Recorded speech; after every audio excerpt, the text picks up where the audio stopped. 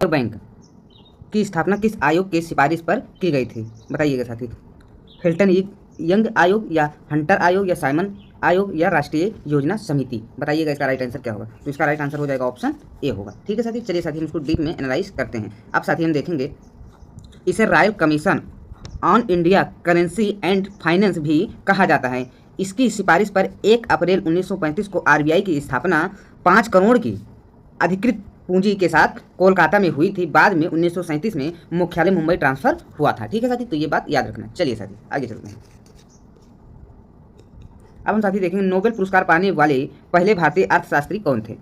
Doctor Manmohan Singh या अमिताभ सेन या रघुराम राजन, अभिजीत बनर्जी? बताइएगा इसका राइट आंसर क्या होगा। तो इसका राइट आंसर होगा ऑप्शन बी। ठीक है साथी, चलिए साथी हम आगे चलते हैं। इन्हें 1998 में कल्याणकारी अर्थशास्त्र के क्षेत्र में योगदान के लिए नोबेल पुरस्कार दिया गया। भारत सरकार ने इन्हें 1999 में भारत रत्न से भी सम्मानित किया। अब साथी आगे देखते हैं। भारत में राष्ट्रीय आय की गणना का कार्य कौन सा संगठन करता है? नीति आयोग, राष्ट्रीय सांख्यिकी कार्यालय, वित्त मंत्रालय या भारतीय रिजर्व बैंक? बताइएगा।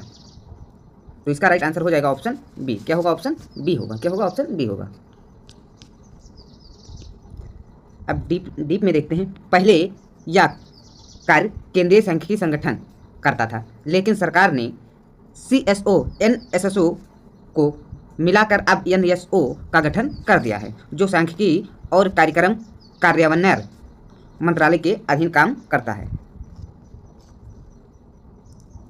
अंतर्राष्ट्रीय मुद्रा कोष का मुख्यालय कहाँ स्थित? जिनेवा, न्यूयॉर्क में, वाशिंगटन DC में या पेरिस में? बताइएगा इसका राइट आंसर क्या होगा। तो इसका राइट आंसर होगा option C, Washington DC। IMF और विश्व बैंक दोनों की स्थापना 1944 के ब्रिटेन वुड्स सम्मेलन के तहत हुई थी, इसीलिए इन्हें ब्रिटेन वुड्स की जुड़वा बहनें भी कहा जाता है। दोनों का मुख्यालय वाशिंगटन DC में है। अब देखेंगे मिश्रित अर्थव्यवस्था का क्या अर्थ होता है? बताइएगा साथी। कृषि और उद्योग दोनों को समान महत्व देना, सार्वजनिक और निजी क्षेत्र का सह अस्तित्व, अमीर और गरीब का सह अस्तित्व या घरेलू और विदेशी व्यापार का मिश्रण? बताइएगा साथी इसका राइट आंसर क्या होगा। बताइए। तो इसका राइट आंसर हो जाएगा ऑप्शन बी। क्या होगा? ऑप्शन बी होगा। ठीक है साथी, अब चलते हैं अगले क्वेश्चन पर। अब देखेंगे भारत एक मिश्रित अर्थव्यवस्था का सबसे बेहतरीन उदाहरण है, जहां सरकार और उद्योगपति दोनों मिलकर देश के विकास में काम करते हैं। गरीबी हटाओ का प्रसिद्ध नारा किस पंचवर्षीय योजना के दौरान दिया गया था? प्रथम योजना, द्वितीय योजना या पांचवी योजना या सातवीं योजना? बताइएगा साथी। तो इसका राइट आंसर क्या होगा? बताइएगा साथी। इसका राइट आंसर होगा पांचवी योजना। ठीक है साथी, अब हम आगे चलते हैं। यह नारा इंदिरा गांधी के प्रधानमंत्रित्व काल में, प्रधानमंत्री उसमें कौन थी? इंदिरा गांधी थी। 1970 के दशक में दिया गया था। पांचवी योजना 1974 से 1978 केवल 4 साल ही चली थी, क्योंकि जनता पार्टी की सरकार ने इसे समय से पहले बंद किया था। अब देखेंगे किसे भारत में अप्रत्यक्ष कर का सबसे बड़ा उदाहरण माना जाता है? आयकर, कॉर्पोरेटिव टैक्स, GST या उपहार कर? बताइएगा इस तो क्या है? Option C. GST भारत में 1 जुलाई 2017 में लागू हुआ। यह एक बहुस्तरीय गंतव्य आधारित अप्रत्यक्ष कर है, जिनसे कई पुराने अप्रत्यक्ष करों जैसे वेल्थ, एक्साइज ड्यूटी को खत्म करता है। मेक इन इंडिया कार्यक्रम की शुरुआत किस वर्ष की गई थी? 2014, 2015, 2016, 2018 में? बताइएगा साथी। तो इसका राइट आंसर होगा ऑप्शन ए। अब देखेंगे इसका मुख्य उद्देश्य भारत को एक वैश्विक विनिर्माण हब बनाता है। इसका लोगो कोड़ों से बना हुआ शेर है। अब हम साथी देखेंगे विश्व व्यापार संगठन की स्थापना किस वर्ष हुई थी? 1945, 1991, 1995 या 2000 में? बताइएगा साथी। तो इसका राइट आंसर हो जाएगा ऑप्शन सी। इसमें GATT general agreement of tariffs and trade का स्थान लिया गया। इसका मुख्यालय जिनेवा में स्थित है। ठीक है साथी, अब हम देखेंगे भारत का सबसे पुराना स्टॉक एक्सचेंज कौन सा है? बताइएगा साथी। ऑप्शन ए या बी या सी या डी? दिल्ली स्टॉक या कलकत्ता स्टॉक्स या मुंबई स्टॉक्स या नेशनल स्टॉक्स? बताइएगा साथी। 10 नंबर क्वेश्चन को बताने का प्रयास करिए। तो इसका राइट आंसर होगा ऑप्शन बी। इसकी स्थापना 1875 में हुई थी। यह न केवल भारत का बल्कि पूरे एशिया का सबसे पुराना स्टॉक एक्सचेंज है। इसके मुख्य सूचांक को सेनेक्स कहा जाता है। मुद्रास्फीति का आम बोलचाल में क्या अर्थ होता है? वस्तुओं की कीमत में गिरावट आना, मुद्रा के मूल्य में वृद्धि होना, लगातार कीमतों में वृद्धि होना, महंगाई बढ़ाना या विदेशी मुद्रा भंडार का बढ़ना। बताइएगा साथी, इसका राइट आंसर क्या होगा? इसका राइट आंसर ऑप्शन सी होगा। क्या होगा? ऑप्शन सी होगा। मुद्रा क्या है? मुद्रास्फीति के दौरान बाजार में वस्तुओं के दाम बढ़ते हैं और मुद्रा का क्रय शक्ति यानी पैसे के मूल्य क्या होते हैं? वैल्यू कम हो जाती हैं। ठीक है साथी। अब हम साथी देखेंगे श्वेत क्रांति का संबंध भारत के किस उद्योग से? चावल उत्पादन से, दूध उत्पादन से, नमक उत्पादन से, कपास उत्पादन से। बताइएगा इसका राइट आंसर क्या होगा? इसका राइट आंसर होगा ऑप्शन बी, दूध उत्पादन से। भारत में इसके जनक डॉक्टर वर्गीज कुरियन माने जाते हैं। इस क्रांति को गति देने के लिए ऑपरेशन फ्लड चलाया गया था, जिनसे भारत को दुनिया का सबसे बड़ा दूध उत्पादक देश बना दिया। अब हम अगला क्वेश्चन देखेंगे। मानव विकास सूचांक की अवधारणा किसने विकसित की थी? बताइएगा ऑप्शन ए सही है, बी सही है, सी सही है। 13 नंबर क्वेश्चन का राइट आंसर क्या होगा? ऑप्शन बी होगा। क्या होगा? Option B. ठीक है साथी। अब हम आगे चलते हैं और देखते हैं। यह पाकिस्तानी अर्थशास्त्री थे जिन्होंने 1990 में अमतय सेना के सहयोग से HDI तैयार किया था। इसे प्रतिवर्ष संयुक्त राष्ट्र विकास कार्यक्रम द्वारा जारी किया जाता है।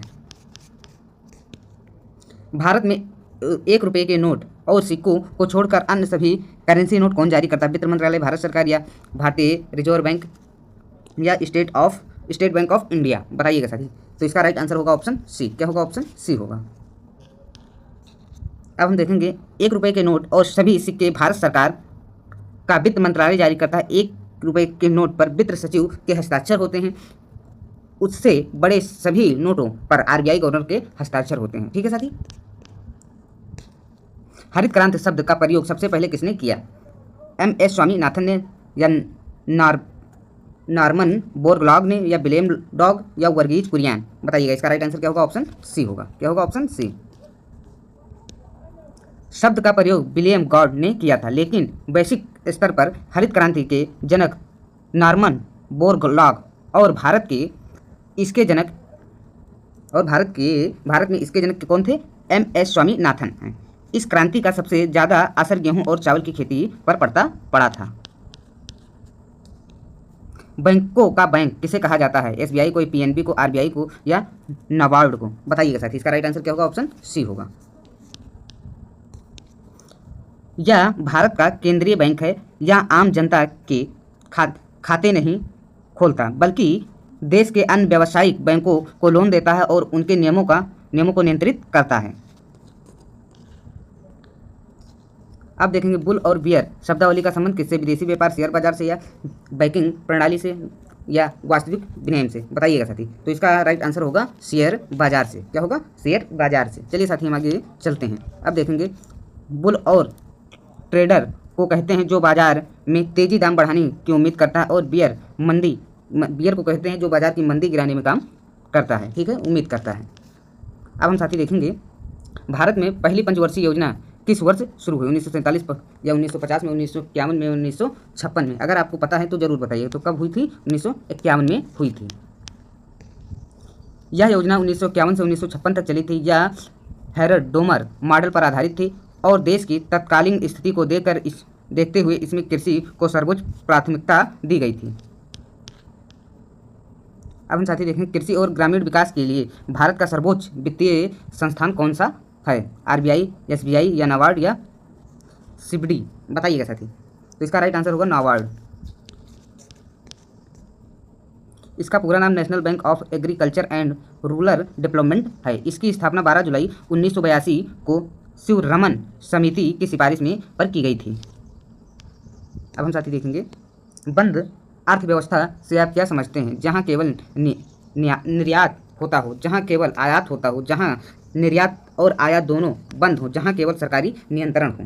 इसका राइट आंसर बताने का प्रयास जरूर करिएगा। तो इसका राइट आंसर हो जाएगा ऑप्शन सी। ठीक है साथी। अब हम आगे चलते हैं और देखते हैं ऐसी अर्थव्यवस्था का दुनिया के अन्य देशों के साथ कोई आर्थिक या व्यापारिक संबंध नहीं होता। वर्तमान वैश्विक गुण में पूर्ण रूप से बंद अर्थव्यवस्था को मिलना लगभग असंभव है। अब देखेंगे 21 नंबर को, अर्थशास्त्र का जनक किसे कहा जाता है? अगर आपको पता है तो जरूर बताइएगा। तो इसका राइट आंसर क्या होगा? ऑप्शन बी होगा। क्या होगा? ऑप्शन बी होगा। स्कॉटलैंड के दार्शनिक एडम स्मिथ ने इसकी 1776 में आई प्रसिद्ध पुस्तक द वेल्थ ऑफ नेशन ने आधुनिक अर्थशास्त्र के वैज्ञानिक नींव रखी थी। भारत में छिपी हुई बेरोजगारी या प्रच्छन्न बेरोजगारी मुख्य रूप से किस क्षेत्र में पाई जाती है? औद्योगिक क्षेत्र में, सेवा क्षेत्र में, कृषि क्षेत्र में, शहरी क्षेत्र में? अगर आपको पता है तो जरूर बताइए। तो किस में है? कृषि क्षेत्र में। यह वह स्थिति है जहां किसी काम की ज़रूरत से ज़्यादा लोग लगे होते हैं। यदि कुछ लोगों को उस काम से हटा भी दिया जाए तो कुल उत्पादन पर कोई फर्क नहीं पड़ता। भारतीय गांव की खेती में यह आम बात है। भारत में विमुद्रीकरण, नोटबंदी की ऐतिहासिक घटना कब हुई थी? 2014 में, 2015 में, 2016 में, 2019 में? अगर आपको इसका आंसर पता है तो जरूर बताइएगा। क्या होगा? 2016 में। पीएम नरेंद्र मोदी रात 8 बजे देश को संबोधित करते हुए 500 और 1000 के पुराने नोटों को आधी रात से अमान्य करने की घोषणा की थी। इसका उद्देश्य काले धन और जली नोटों पर लगाम लगाना था। ठीक है साथी, अब हम आगे चलते हैं और देखते हैं नीति आयोग में NITI का पूर्ण रूप क्या है? हमें आप इसको बताना है। तो बताइएगा साथी। इसका राइट आंसर क्या होगा? ऑप्शन ए होगा। क्या होगा? ऑप्शन ए होगा। ठीक है साथी, अब चलते हैं आगे। योजना आयोग को खत्म करके 1 जनवरी 2015 को इसका गठन किया गया था। यह सरकार के थिंक टैंक के रूप में कार्य करता है। इसके अध्यक्ष हमेशा भारत के प्रधानमंत्री होते हैं। अब हम देखेंगे लॉरेंज वर्क द्वारा अर्थव्यवस्था के किस घटक को मापा जाता है? बेरोजगारी की दर या मुद्रास्फीति की दर या आय की असमानता या कर राजस्व? बताइएगा इसका राइट आंसर क्या होगा? इसका राइट आंसर क्या होगा? ऑप्शन सी होगा। ठीक है साथी, अब चलते हैं, देखते हैं।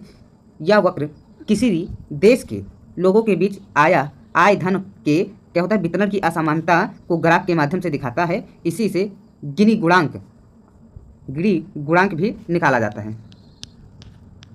अब देखेंगे कुचिपुड़ी किस भारतीय राज्य का प्रसिद्ध शास्त्रीय नृत्य है? तमिलनाडु का, केरल का, आंध्र प्रदेश का या उड़ीसा का? अगर आप लोग इसको ना बता पाएँ तो बेकार है। बताइएगा इसका राइट आंसर क्या होगा? बताइए कहाँ का होगा? ऑप्शन सी यानी आंध्र प्रदेश का होगा। ठीक है साथी, अब हम आगे चलते हैं। अब देखेंगे कुचिपुड़ी नृत्य का नाम आंध्र प्रदेश के कृष्णा जिले के कुचिपुड़ी नामक गांव के नाम पर पड़ा है। इसमें पीतल की थाली के किनारों पर पैर रखकर नृत्य करने की एक अनूठी परंपरा है। साथी, वीडियो की क्वालिटी और कंटेंट आपको कैसा लग रहा है? अच्छा लग रहा हो तो हमारे चैनल को सब्सक्राइब जरूर करना। बिहू किस राज्य का सबसे महत्वपूर्ण लोक नृत्य है? पश्चिम बंगाल, असम का या मेघालय का या त्रिपुरा का? बताइएगा साथी, अगर आपको पता है तो बताइएगा जरूर। कहाँ का है ये साथी? ये है असम का। कहाँ का है? असम का। असम में साल में 3 बार बिहू त्यौहार मनाया जाता है। बोहोग बिहू बैसाख यानी अप्रैल में, कंगाली बिहू कार्तिक और अक्टूबर, और भोगोली बिहू माघ यानी जनवरी में। यह फसल के कटाई और नए साल के आगमन से जुड़ा है। ठीक है साथी, अब हम देखेंगे कथकली और मोहिनी अट्टम का संबंध किस राज्य से? कर्नाटक से, तमिलनाडु से, केरल से या आंध्र प्रदेश से? बताइएगा इसका राइट आंसर क्या होगा? इसका राइट आंसर होगा केरल। ठीक है साथी, अब हम आगे देखते हैं। केरल एकमात्र ऐसा राज्य है जिसके 2 प्रमुख शास्त्रीय नृत्य हैं। कथकली में चेहरे के हाव भाव और भारी मुकुट का महत्व होता है, जबकि मोहिनी अट्टम मुख्य रूप से भगवान विष्णु के मोहिनी रूप से प्रेरित एक एकल पुरुष नृत्य, महिला नृत्य है। अब हम देखेंगे भरतनाट्यम भारत के किस राज्य का प्राचीन शास्त्रीय नृत्य है? आंध्र प्रदेश का, तमिलनाडु का, केरल का या कर्नाटक का? बताइएगा इसका राइट आंसर क्या होगा? इसका राइट आंसर हो जाएगा तमिलनाडु। यह भारत के सबसे पुराने शास्त्रीय नृत्यों में से एक है, जिसकी उत्पत्ति मंदिरों और देव दासियों द्वारा की गई थी। इसे सादिर अट्टम के नाम से भी जाना जाता है। अब देखेंगे यक्षगान किस राज्य का प्रसिद्ध लोक नृत्य है? केरल का, तमिलनाडु का, कर्नाटक का या महाराष्ट्र का? अगर आपको पता है तो जरूर बताइएगा। तो इसका राइट आंसर होगा कर्नाटक। क्या होगा? कर्नाटक। यह नृत्य संगीत, संवाद और अनूठी वेशभूषा का एक शानदार मिश्रण है जो मुख्य रूप से तटीय कर्नाटक के जिलों में रात के समय प्रदर्शित किया जाता है। इसकी कहानियां रामायण और महाभारत पर आधारित होती हैं। मधुबनी लोक चित्रकला शैली भारत के किस राज्य से प्रसिद्ध है? उत्तर प्रदेश या बिहार से या पश्चिम बंगाल से या मध्य प्रदेश से? तो कहाँ से होगी? ये होगी पश्चिम बंगाल से। कहाँ से होगी? पश्चिम बंगाल से। क्या सही है? नहीं, ये नहीं सही। कहाँ पर होगी? बिहार में होगी। इसका राइट आंसर क्या होगा? बिहार होगा। क्या होगा? बिहार है। ठीक है साथी। इसे मिथिला पेंटिंग भी कहा जाता है। इसमें पारंपरिक रूप से उंगलियों, माचिस की तीलियों या प्राकृतिक रंगों जैसे हल्दी, नील पौधों के रस का उपयोग करके द्वारों और कपड़ों पर सुंदर आकृतियां बनाई जाती हैं। ठीक है। अब देखेंगे हरिप्रसाद चौरसिया का संबंध किस वाद्य यंत्र से है? तबला से है, बांसुरी से है, सरोद से है या शहनाई से है? अगर पता हो तो जरूर बताइएगा। तो इसका राइट आंसर क्या होगा? बांसुरी से। अब देखेंगे पंडित हरिप्रसाद चौरसिया भारत के विश्व प्रसिद्ध बांसुरी वादक हैं। इन्हें भारत सरकार द्वारा पद्म भूषण से भी सम्मानित किया जा चुका है। अब देखेंगे साथी उस्ताद बिस्मिल्लाह खान किस वाद्य यंत्र के वादक के लिए प्रसिद्ध थे? शहनाई, सितार, संतूर या सरोद? बताइएगा साथी 33 नंबर क्वेश्चन को। तो क्या बजाते थे? शहनाई ही बजाते थे।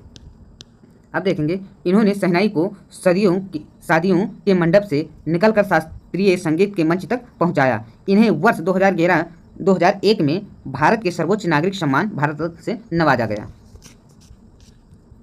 अब देखेंगे पंडित रविशंकर का संबंध किस प्रसिद्ध वाद्य यंत्र से है? पंडित रविशंकर क्या बजाते थे? सरोद, सितार, तबला या बीड़ा? बताइएगा साथी। अगर आपको पता है तो क्या बजाते थे? सितार बजाते थे। क्या बजाते थे? सितार बजाते थे। पंडित रविशंकर ने भारतीय शास्त्रीय संगीत को पश्चिमी देश में लोकप्रिय बनाने में बहुत बड़ी भूमिका निभाई है। ये भारत के पहले ग्रैमी पुरस्कार विजेता कलाकार थे। ठीक है साथी। अब हम आगे चलते हैं और देखते हैं। अब देखेंगे साथी लावड़ी किस भारतीय राज्य का प्रसिद्ध लोक नृत्य है? गुजरात का, महाराष्ट्र का, राजस्थान का या मध्य प्रदेश का? बताइएगा साथी। तो ये कहाँ का है? महाराष्ट्र का है। ठीक है साथी। अब हम आगे चलते हैं और देखते हैं।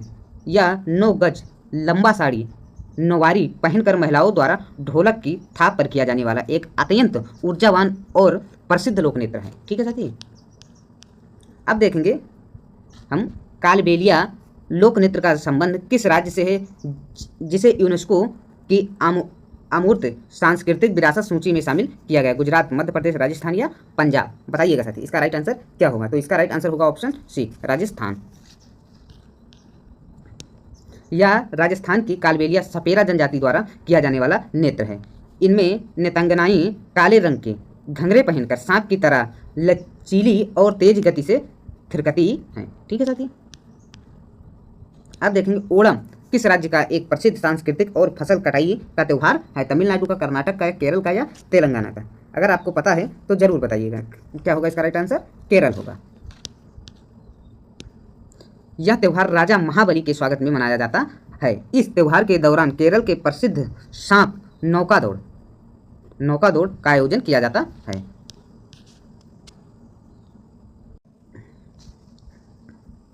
पोंगल किस राज्य का एक प्रसिद्ध फसल कटाई त्यौहार है? आंध्र प्रदेश का, तमिलनाडु का, कर्नाटक का या उड़ीसा का? बताइएगा साथी। तो इसका राइट आंसर होगा तमिलनाडु का।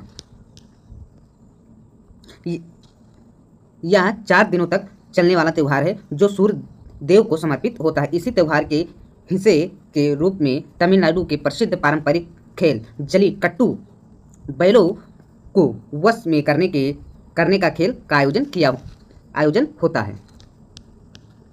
अब देखेंगे साथी हार्नबिल त्यौहार प्रतिवर्ष भारत के किस उत्तर पूर्वी राज्य में मनाया जाता है? मणिपुर में, नागालैंड में या मिजोरम में या मेघालय में? बताइएगा साथी। इसका राइट आंसर क्या होगा? तो इसका राइट आंसर होगा ऑप्शन बी, नागालैंड में।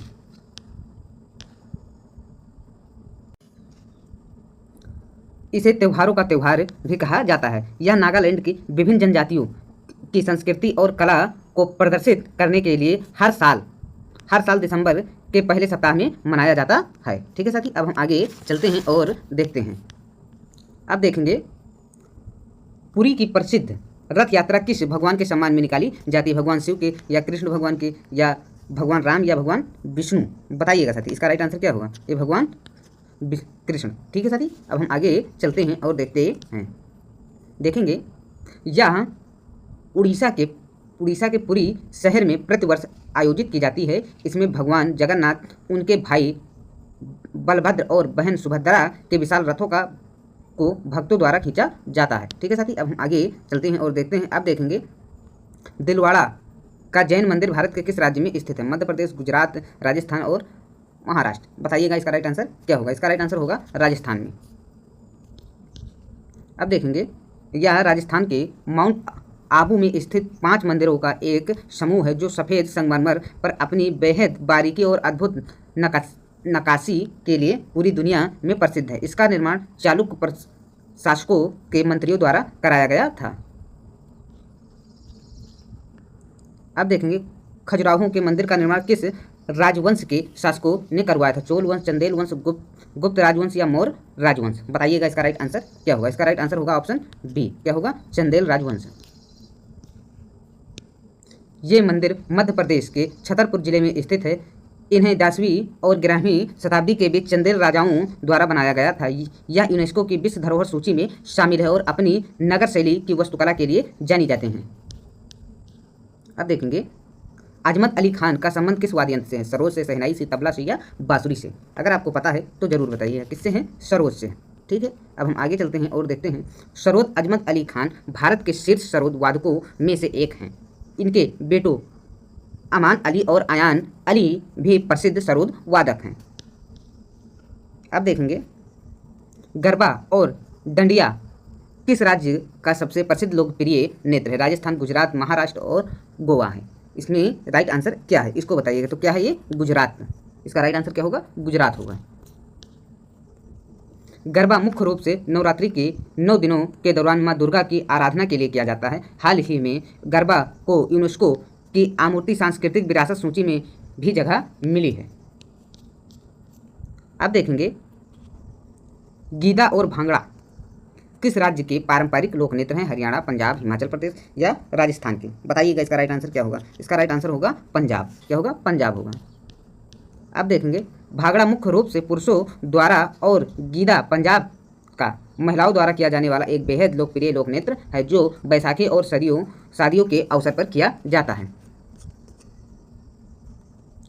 सतरिया भारत के किस राज्य का शास्त्रीय नृत्य है? मणिपुरी, असम या मेघालय या त्रिपुरा का? बताइएगा इसका राइट आंसर क्या होगा 46 नंबर क्वेश्चन का। तो इसका भी राइट आंसर क्या होगा? असम ही होगा। ठीक है, चलिए साथी हम आगे चलते हैं। अब देखेंगे इसे वर्ष 2000 में संगीत नाटक अकादमी द्वारा भारत में 8वीं शास्त्रीय नृत्य के रूप में मान्यता दी गई थी। इसकी शुरुआत 15वीं शताब्दी में महान संत श्री मंत शंकर देव ने आसम के मठों में की थी।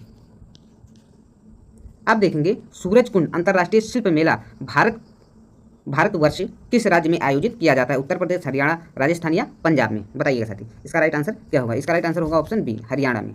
कहाँ पर? हरियाणा में। अब देखेंगे यह दुनिया का सबसे बड़ा शिल्प मेला माना जाता है जहां भारत और दुनिया भर के कलाकार अपनी हस्तशिल्प कला का प्रदर्शन करते हैं। तो इसका राइट आंसर बताने का प्रयास जरूर करिए। बताइएगा साथी। अब देखेंगे साथी लोसांग त्यौहार मुख्य रूप से भारत के किस राज्य में मनाया जाता है? हिमाचल प्रदेश, सिक्किम, अरुणाचल प्रदेश या मिजोरम? बताइएगा साथी। 48 नंबर क्वेश्चन को बताने का प्रयास जरूर करिएगा। तो इसका राइट आंसर होगा सिक्किम। अब देखेंगे यह सिक्किम के भूटिया और लेप्चा जनजातियों द्वारा मनाया जाने वाला नया साल का त्यौहार है जिसे फसल कटाई के उत्सव के रूप में भी देखा जाता है।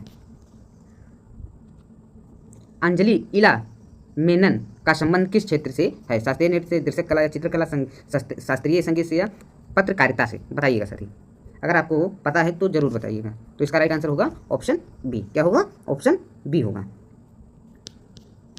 अब हम साथी देखेंगे अंजलि इल मेनन भारत की एक बेहद प्रसिद्ध समकालीन महिला चित्रकार हैं।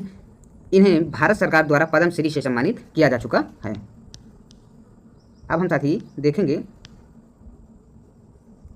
प्रसिद्ध कोणार्क सूर्य मंदिर किस राज्य में स्थित है जिसे ब्लैक पेगोडा भी कहा जाता है? पश्चिम बंगाल, उड़ीसा है या आंध्र प्रदेश है या तमिलनाडु है? तो इसका भी राइट आंसर क्या होगा? ऑप्शन बी होगा। क्या होगा? ऑप्शन बी होगा, यानी उड़ीसा। इस मंदिर का निर्माण 13वीं शताब्दी में गंगवंश के राजा नरसिंहदेव प्रथम ने करवाया था। यह एक विशाल रथ के आकार में बना हुआ है। इसमें पत्थर के पहिए और घोड़े खुदे हैं। साथ ही ये थे टॉप के 50 क्वेश्चन।